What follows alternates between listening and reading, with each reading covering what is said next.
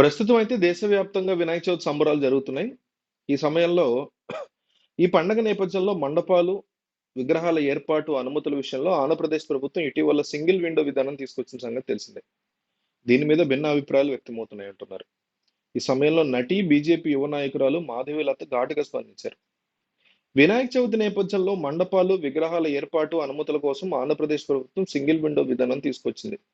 ఇందులో భాగంగా mic పర్మిషన్‌కి 100, eco friendly విగ్రహాల హైట్‌ను బట్టి చలాన్ కట్టాలంటూ హోంమంత్రి అనిత వెల్లడించారు. ఈ సమయంలో స్పందించిన మాధవీలత, "అనితక్క ఏమిటి మీ తిక్క" అంటూ కాస్త ఘాటుగానే తగులుకున్నారు.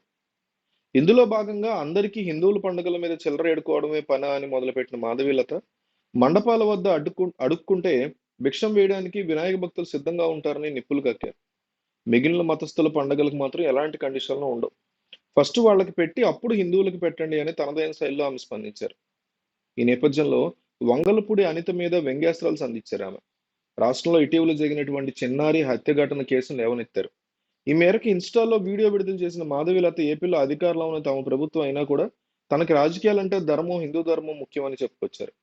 ఇదే క్రమంలో అనితక్క ఏంది మీ తిక్క అని ప్రశ్నించిన ఆమె, అవునక్క మొన్న చిన్న పిల్లల్ని మానభంగం చేసి చంపేశారు ఏమైంది ఆ కేసు? ఉయ్యాల్లో ఉన్న బిడ్డని ముసలోడు మానభంగం చేశాడు. ఆ ముసలోడికి ఉరిశిక్ష చేయలేదా? ఓహో! ఇప్పుడు మేమిచ్చే భిక్షలో లాయర్‌లు పెడతారా అంటూ హోంమంత్రి అనిత మీద పరోక్షంగా పెద్ద ఎత్తున విమర్శించారు. అడుక్కుంటే భిక్ష వేయడానికి ఏపీ హిందూ బంధువులు ఉంటారు. అసలే వినాయకుడికి ఆకలెక్కువ. ఆయన కోసం వండిన వాటిని తగ్గించి మీకు 4 వేస్తారు ఏముంది?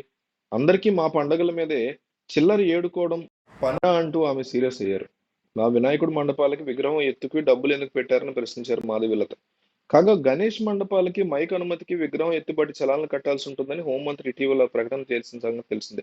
ఇందులో భాగంగా మైక్ అనుమతికి 100, ఈకో ఫ్రెండ్లీ విగ్రహం 3-6 అడుగులు ఉంటే 350, 6 అడుగుల కంటే ఎక్కువ ఉంటే రూ. 700 చలానా కట్టారని ఆమె నేరుగా తెలియజేశారు.